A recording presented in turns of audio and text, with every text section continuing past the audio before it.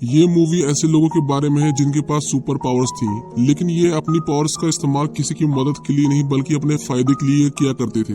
उन सभी को आर्मी के द्वारा अरेस्ट किया गया था और कई सालों के लिए जेल की सजा हो गई थी। लेकिन अमेंडा नाम की एक इंटेलिजेंस ऑफिसर जो कि अमेरिकन गवर्नमेंट के लिए काम किया करती थी, इन सभी कैदियों को एक ऑफर देती है कि अगर मैं जैसा कहूंगी तुम वैसा करोगे तो तुम्हारी सजा 10 साल तक माफ कर दी जाएगी। उनमें से कुछ लोग तो उससे मना कर देते हैं, लेकिन ज्यादातर उसके ऑफर को एक्सेप्ट कर लेते हैं। लेकिन मना करने वालों के पास कोई चॉइस नहीं थी।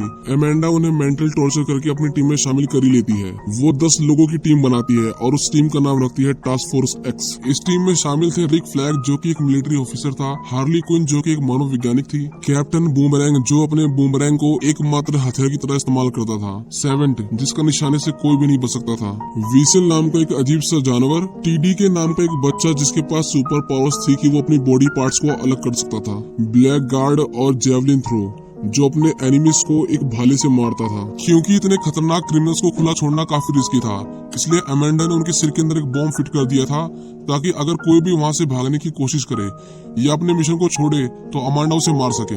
अमेंडा उन्हें उनके मिशन के बारे में बताती है। वो उन्हें कहते हैं कि कार्टो मोंटिस नाम के एक आइलैंड पर हरेरा फैमिली पिछले कई 100 साल से राज करती है, लेकिन पिछले हफ्ते ही सिल्विया लूना नाम के एक आदमी ने वहां की मिलिट्री और अपनी चालबाजी से आइलैंड पर कब्जा कर लिया और पूरी हरेरा फैमिली को बीच सड़क पर फांसी लटका दिया। पुराने शासन से हमें कोई प्रॉब्लम नहीं थी, लेकिन सिल्विया लूना अमेरिका से नफरत करता है और वो हमें दबाने के लिए किसी भी हद तक जा सकता है। तुम्हें उस आइलैंड के एक सीक्रेट लैब को डिस्ट्रॉय करना है जहाँ पर वो लोग एक एलियन पर एक्सपेरिमेंट करके एडवांस वेपन बना रहे हैं। टास्क फोर्स एक्स अपने मिशन के लिए निकल जाते हैं। आइलैंड के पास पहुंचकर वो सभी समुद्र के अंदर छलांग लगा देते हैं, लेकिन किसी को भी नहीं पता था कि वीसेल तैर नहीं सकता, वो डूबने लगता है।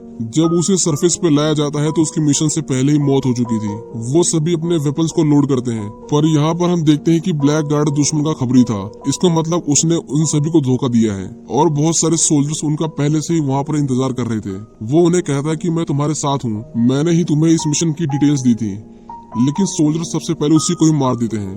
अमेंडा उन्हें कहते हैं कि हम अपने मिशन को रोक नहीं सकते, तुम्हें आगे बढ़ना होगा। टीडी के अपने पावर्स का इस्तेमाल करता है जो कि उनकी किसी भी काम नहीं आती और एक एक करके सभी मेंबर्स मारे जाते हैं। सेवेंट इस तरह सभी को मरते देख डर जाता है और वहाँ से भागने लगता है। अमेंडा उसे वार्न करती है कि तुम अगर मिशन छोड़ के गए तो मैं तुम्हें मार दूंगी, लेकिन वो इस बात को नहीं सुनता। इसलिए अमेंडा उसके सिर में लगी बॉम्ब को एक्टिवेट कर देती है, जिसके ब्लास्ट से वो एक दर्दनाक मौत मारा जाता है। जेवलिन मरते वक्त अपने भाले को हार्ली क्विन को दे देता है और अब उनकी टीम के अंदर सिर्फ हार्ली क्विन और रिक फ्लैग ही बचे थे। लेकिन यहाँ पर अमेंडा का मिशन फेल नहीं हुआ था, बल्कि उसने बैकअप के लिए एक और टीम बना रखी थी जो उस आइलैंड के दूसरे किनारे से एंटर करते हैं। इस टीम में टोटल 5 लोग थे, blood spot, peace maker, polka dot man, red catcher 2 और एक इंसान जिसकी आधी बॉडी शार्क की थी। ब्लड स्पॉट काफी अच्छा इंसान था, वो तो इस मिशन का हिस्सा भी नहीं बनना चाहता था, लेकिन अमेंडा ने उसकी बेटी को जेल में डालने की धमकी दी थी, इसलिए उसे यहाँ पर आना पड़ा। वो सभी थोड़ी देर के लिए आराम करते हैं, लेकिन शार्को को भूख लगती है, इसलिए वो उस लड़की को खाने की कोशिश करता है। टीम के लोग उसे रोकते हैं और उसे मारने वाले थे,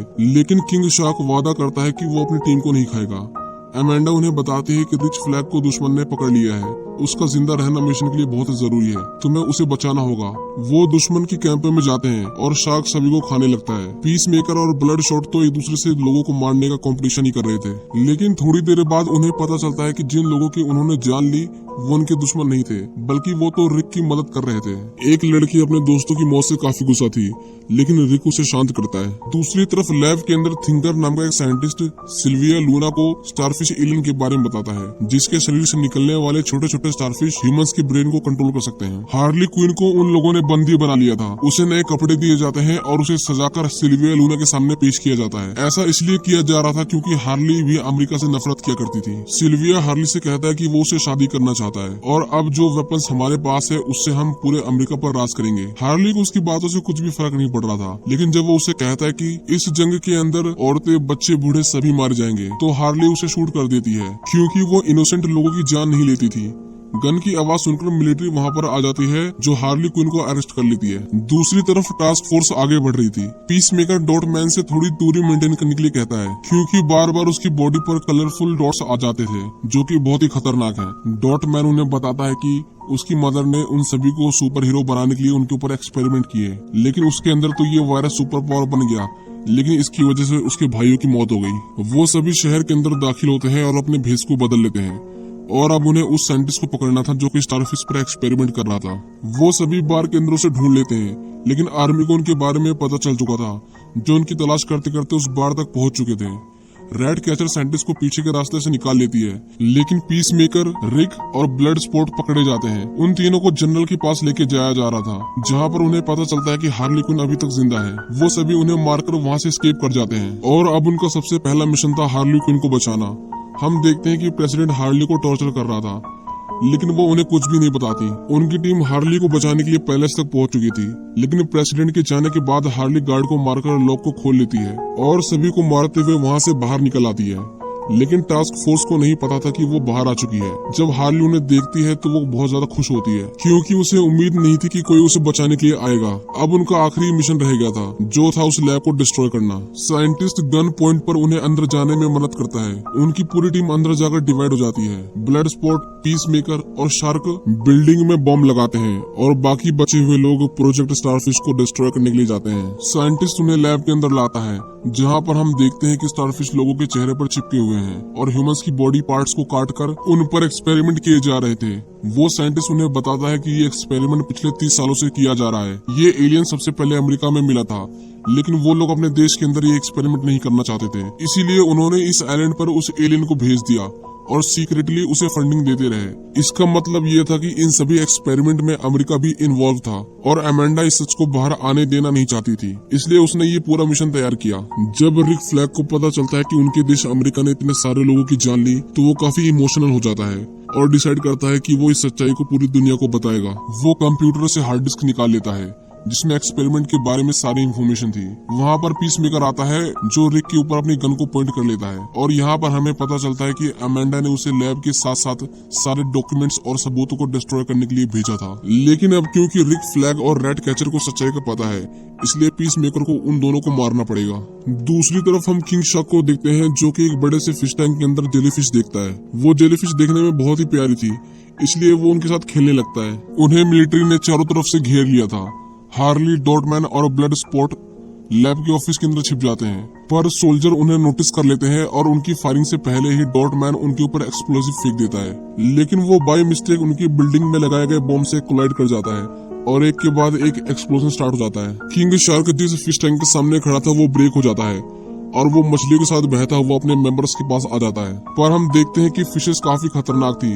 वो सभी मिलकर किंग शार्क को काटने लगती हैं और वो इंजर्ड होकर बिल्डिंग से नीचे गिर जाता है। उसकी बॉडी से काफी ब्लड निकल चुका था। ऊपर से सोल्जर्स उसके ऊपर गोलियों की बौछार कर देते हैं, पर उसे गोलियों का कुछ भी असर नहीं होता और वो उन सभी को खाने लगता है। पीस मेकर रिक को शूट करने ही वाला था, लेकिन बिल्डिंग कोलैप्स कर जाती है और वो सभी बुरी तरह से इंजर्ड हो जाते हैं। इतने बड़े ब्लास्ट की वजह से वो स्टारफिश आजाद हो जाती है और वो साइंटिस्ट को मार डालती है। रिक और पीस मेकर की बहुत एपिक फाइट होती है, जिसमें रिक उसे बहुत बुरी तरह से मारता है, लेकिन लास्ट मोमेंट पर पीस मेकर उसके दिल पर एक नुकीले पत्थर से वार कर देता है, जिसकी वजह से उसकी मौत हो जाती है। वो देखता है कि रेड कैचर यानी वो लड़की हार्ड ड्राइव को उठा लेती है और वहाँ से भाग जाती है। बाहर आकर वो देखती है कि पूरी बिल्डिंग कोलैप्स कर रही है और दूसरी तरफ हार्ली, डॉटमैन और ब्लड स्पॉट ऊपर अपनी जान बचाने के लिए पूरी कोशिश कर रहे थे। पीस मेकर उस लड़की को मारने ही वाला था, लेकिन तभी ब्लड स्पॉट ऊपर से नीचे गिरते गिरते उस फ्लोर पर पहुंचता है जहां पर पीस मेकर था। वो देखता है कि पीस मेकर रेड कैचर को मारने ही वाला था, इसलिए वो उसके ऊपर फायरिंग करता है। पीस मेकर भी उसके ऊपर फायरिंग करता है, लेकिन ब्लड स्पॉट की बुलेट साइज में छोटी होती है, जो उसके बुलेट से पास होते हुए पीस मेकर की गले में लगती है और वो मारा जाता है। रेड कैचर उसे बताती है कि पीस मेकर ने रिक को मार दिया है और ये एलियन एक्सपेरिमेंट अमेरिका ही करवा रहा है। लेकिन तभी वो एलियन स्टारफिश बिल्डिंग से बाहर निकलती है और हम देखते हैं कि उसका शरीर कितना भारी भरकम और विशालकाय था। उसके सेंटर में एक बड़ी सी आंख भी थी। मिलिट्री उसके ऊपर फायरिंग करती है, लेकिन उनकी बुलेट्स उसका बाल भी बांका नहीं कर पाती। वो अपने शरीर से हजारों की संख्या में छोटी छोटी स्टारफिश निकालती है, जो लोगों के चेहरे पर जाकर चिपक जाती हैं और कुछ ही देर बाद वो लोग दोबारा से उठ खड़े होते हैं और शहर की ओर बढ़ने लगते हैं। अमेंडा देखती है कि उन्होंने स्टारफिश को आजाद कर दिया है, लेकिन उसका मिशन पूरा हो चुका था, जो कि इस एक्सपेरिमेंट से अपने सबूतों को मिटाना था। वो उन्हें ऑर्डर देती है कि तुम लोग वापस आ जाओ। हमारे दुश्मनों का जितना ज्यादा नुकसान होगा उतना उन्हें दबाना आसान होगा। स्टारफिश शहर के लोगों को मार रही थी। वो इतने मासूम बच्चों और लोगों को मरते देना नहीं चाहता था, इसलिए वो उनके ऑर्डर को फॉलो नहीं करता और वो सभी स्टारफिश को रोकने के लिए चले जाते हैं। अमेंडा उनके ब्रेन में लगे हुए बॉम्ब्स को एक्सप्लोड करने की धमकी देती है, लेकिन कोई भी उसके ऑर्डर को नहीं सुनता। अमेंडा जस्ट बॉम्ब के बटन को प्रेस करने ही वाली थी, लेकिन उसके साथ के लोग उसे मारकर बेहोश कर देते हैं, क्योंकि उन्हें भी पता था कि अमेंडा गलत कर रही है। वो सभी उनकी टीम को गाइड करने लगते हैं।